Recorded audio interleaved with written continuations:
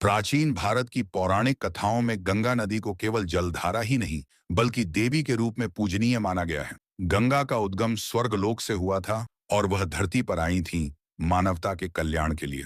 महाभारत की कथा में देवी गंगा और हस्तिनापुर के राजा शांतनु का प्रसंग अत्यंत महत्वपूर्ण है। हस्तिनापुर के राजा शांतनु धर्मनिष्ठ, दयालु और प्रजापालक राजा थे।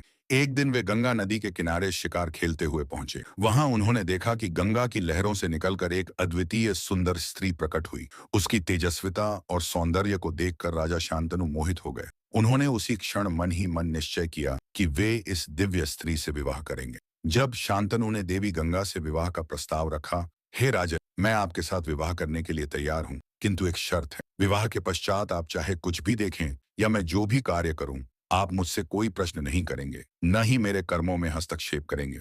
यदि आपने मेरी किसी बात पर आपत्ति की या प्रश्न उठाया, तो मैं तुरंत आपको छोड़कर चली जाऊंगी। राजा शांतनु उस समय देवी गंगा के मोह में इतने बंध चुके थे कि उन्होंने बिना सोचे समझे इस शर्त को स्वीकार कर लिया। विवाह के पश्चात गंगा शांतनु के साथ रहने लगी। शीघ्र ही उन्हें प्रथम पुत्र उत्पन्न हुआ। लेकिन जैसे ही वह पुत्र जन्म लेता, गंगा बिना देर किए उसे गोद में उठाकर गंगा नदी की लहरों में बहा देती। यह दृश्य देखकर शांतनु का हृदय तड़प उठता, परंतु उन्होंने अपनी प्रतिज्ञा और शर्त याद करके कुछ नहीं कहा। इसी प्रकार क्रमशः गंगा ने 7 पुत्रों को जन्म दिया और सभी को नदी में बहा दिया। राजा शांतनु प्रत्येक बार मौन रहे। उनके हृदय में पीड़ा होती, लेकिन गंगा को खोने के डर से वे मौन साधे रहते। किंतु जब 8वां पुत्र जन्मा और गंगा उसे भी बहाने लगी, तब राजा शांतनु स्वयं को रोक न सके। वे गंगा का हाथ पकड़कर बोले, हे देवी, आप माता होकर इतनी निष्ठुर कैसे हो सकती हैं? अब तक मैं चुप रहा, लेकिन इस 8वें पुत्र को मैं नदी में बहाने नहीं दूंगा। राजा शांतनु की यह बात सुनकर गंगा मुस्कुराई और बोली,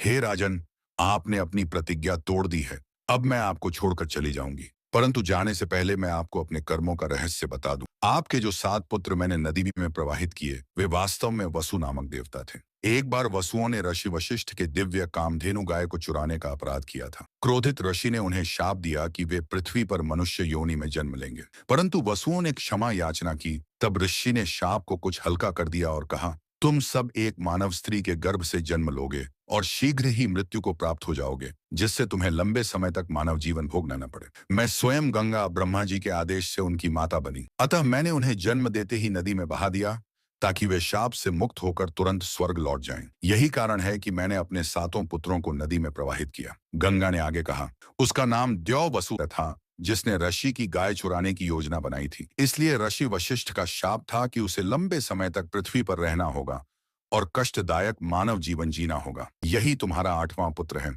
जिसे मैंने नहीं बहाया। यही महान प्रतापी और धर्मात्मा देवव्रत कहलाएगा। आगे चलकर लोग उसे भीष्म के नाम से जानेंगे, क्योंकि वह भयंकर प्रतिज्ञा लेकर जीवन भर ब्रह्मचर्य का पालन करेगा। इतना कहकर देवी गंगा अपने पुत्र को लेकर स्वर्गलोक चली गई। बाद में उचित समय आने पर उन्होंने देवव्रत को हस्तिनापुर वापस लौटाया और राजा शांतनु को सौंप दिया। यही बालक आगे चलकर महाभारत में पांडवों और कौरवों के महान पितामह भीष्म के रूप में प्रसिद्ध हुआ।